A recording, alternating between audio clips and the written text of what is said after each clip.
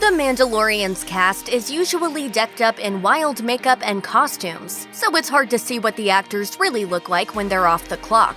Here's what your favorite characters look like in real life, without all the special effects. In one of the very first sequences in The Mandalorian, we meet Mythrol, a bright blue alien with a bounty on his head, who the titular character is charged with bringing in. Mythrol reappears as more of an ally in a later episode. We're willing to bet you didn't recognize this creature, but it turns out he's actually played by a relatively well-known comedy actor, Horatio Sanz. Sanz made a name for himself on Saturday Night Live before going on to take on roles in films like Bachelorette, Boat Trip, Year One, Road Trip, and much more. He's also well known for his many comedic voice roles. Comedy legend Amy Sedaris has appeared in more than 100 projects, including Strangers with Candy, Puss in Boots, Elf, BoJack Horseman, and many more. While Sedaris' resume is a long one, many of her roles have been pretty small. As she explained in a 2004 interview with Believer, "I'm not ambitious when it comes to my acting career. I always want small parts, and my agent gets so mad at me.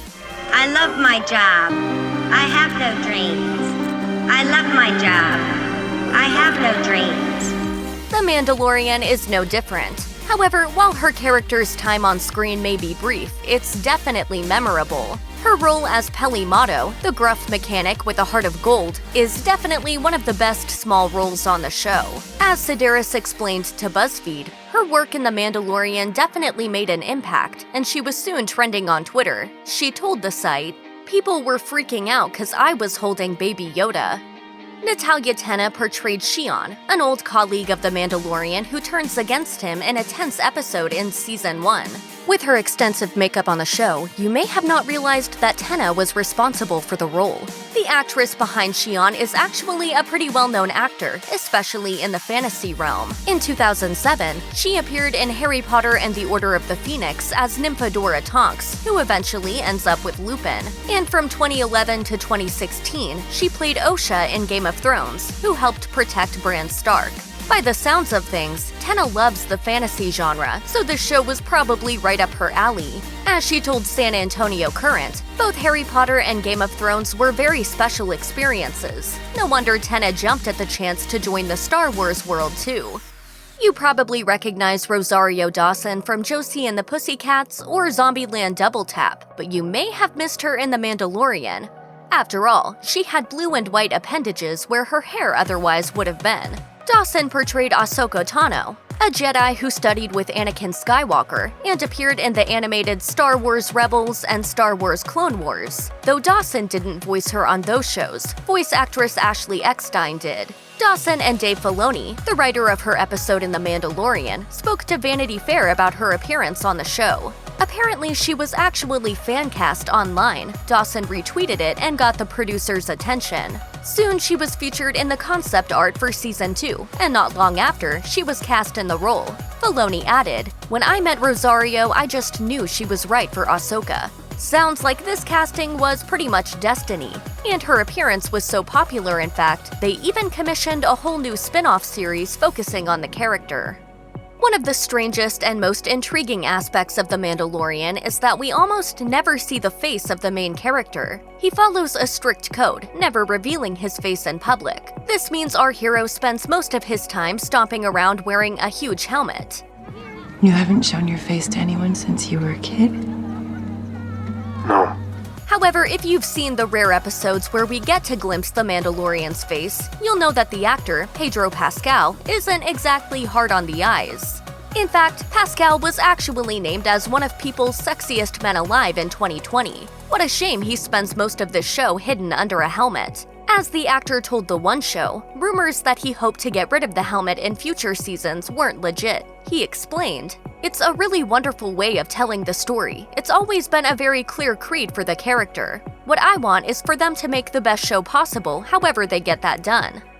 Giancarlo Esposito was introduced into The Mandalorian at the end of Season 1 as Moff Gideon, the main villain of the series set on kidnapping Baby Yoda for some scientific experiments. Moff is hardly the actor's first experience of playing a villain. In fact, Esposito has practically made a career out of freaking us out with his disarming, treacherous on-screen villains. Perhaps most notably, in Breaking Bad and Better Call Saul, Esposito played the terrifying Gus Fring.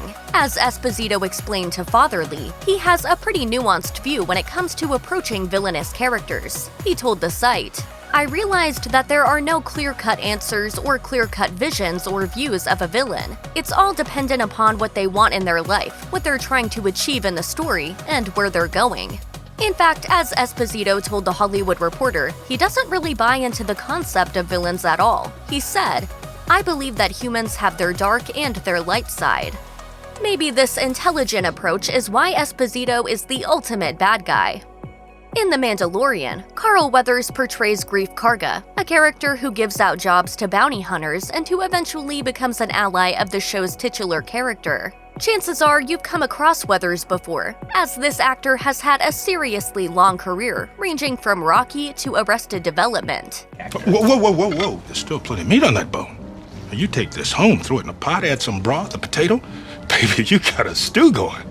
In fact, his career has been so prolific that Weathers was given a Lifetime Achievement Award at the ARPA International Film Festival in 2017, as Weathers joked in an interview on the red carpet. "How strange is that? I have so many miles to go before I sleep." By the sounds of things, working on The Mandalorian was another career high for Weathers, as he told Entertainment Tonight. "I've been involved in some projects that have done really well, and obviously that have fans around the world. But the Star Wars fans and The Mandalorian fans are just crazy, and I mean crazy in a good way." Ming-Na Wen played Fennec Shand in The Mandalorian, an assassin who eventually becomes an ally. Wen has an impressive resume, having played plenty of other warrior-type roles in big shows like Agents of S.H.I.E.L.D. However, if you listen closely, you may actually know the actress's voice. In 1998, she voiced Mulan in the original Disney film. While Wen loved playing Mulan and even called it her destiny, she also loved stepping into the Star Wars universe. As she told /Film, it was a lifelong dream, as she'd always been a fan. It turns out, Wen will be bringing her voice acting talents to the Star Wars universe in the animated series Star Wars The Bad Batch when Fennec will reappear. In one standout episode in Season 1 of The Mandalorian, Mando and Baby Yoda come across a remote farming village where they stay with a charming family. The mother in that family may look a little familiar to you. She was played by Julia Jones, an actress with more than a little experience in the fantasy genre. In fact, she's appeared in both the Twilight series and Westworld, so The Mandalorian was clearly right up her alley. In an interview with Whiskey and Sunshine, Jones opened up about some of her bigger projects. While Twilight, Westworld, and The Mandalorian were all very different, they all had one thing in common. She told the site, "You always sort of feel like you have a family when you're working on a film, but with these franchises, it's like you're joining a family, a huge family." Jones even compared the experience to joining a traveling circus. Sounds like she had a phenomenal time. The character of Bo-Katan initially appeared in the Clone Wars as an animated character, but with The Mandalorian, she got her live-action debut. Katee Sackhoff portrayed the character, and if you didn't recognize her, we don't blame you. For the role, she sported a full Mandalorian suit and a striking red bob. However, you may have seen her in Battlestar Galactica or The Flash. What you may not have realized is that the same actress voiced the character in the Clone Wars. As Sackhoff told Entertainment Tonight, taking on the iconic role was a huge privilege. She told the outlet, "This character has been such a part of my life for so long, and it is incredibly special and rare to have been able to actually be able to play her in live action." It's clear that reprising her role for The Mandalorian was incredibly special for Sackhoff, and we can't think of a better casting decision. The final episode of Season 2 of The Mandalorian featured a pretty awesome squad backing up Mando on his mission to retrieve Baby Yoda from Moff Gideon. In that episode and an earlier Season 2 ep, Sasha Banks portrayed Koska Reeves, credited under her real name, Mercedes Varnado. If you didn't recognize her, there's a pretty good reason why. The actress is primarily known as a wrestler. Banks spoke to WWE's The Bump about how her role on the show came about, saying, It's so exciting, I cannot believe it. I can't believe this is my debut in Hollywood, and I got to save Baby Yoda and I'm in Star Wars. Banks went on to explain that she actually got the role when a casting director slid into her DMs and said that showrunner Jon Favreau liked her and wanted her to be on the show. Boba Fett is without a doubt one of the most iconic Star Wars characters to appear in The Mandalorian. Actor Temuera Morrison actually played Jango Fett, a Mandalorian bounty hunter, in the 2002 movie Star Wars Episode II: Attack of the Clones. His character produced an army of clones, and he kept one clone as a son, who became Boba Fett. In an interview with the Star Wars website, Morrison opened up about how happy he was to make his return. Apparently, he'd lost hope of returning until 2019, when he had a meeting with Jon Favreau and writer Dave Filoni. He told the site, "I got there quite early because I was excited. I didn't want to be late. While I was waiting, I was looking at some of the conceptual drawings on the wall, and I suddenly saw an image of a guy that looked like me. I said, geez, I'm sure that's me there, but I didn't want to get too excited." Chances are you know Bill Burr from his stand-up. The comedian has produced many stand-up specials since the 90s and has appeared in several comedic films. To that end, the Star Wars universe is probably the last place you expected to see him, especially since he's quite well known for making fun of Star Wars. This is like a cheesy self-help book put in outer space with like Muppets. Burr spoke to Pardon My Take about his role in The Mandalorian, saying, "I saw a bunch of people enjoying something, and as a comedian, that's just the layup. So I was forever making fun of people, 30-year-old people going down to the movie theater dressing like Chewbacca and all that." But as Burr went on to explain, he changed his opinion when he met Jon Favreau at a party, and found out that Favreau was writing a part for him. Burr then mentioned that he's known for being a Star Wars hater, to which Favreau replied, "I know, I listened to your podcast. I think that would be funny."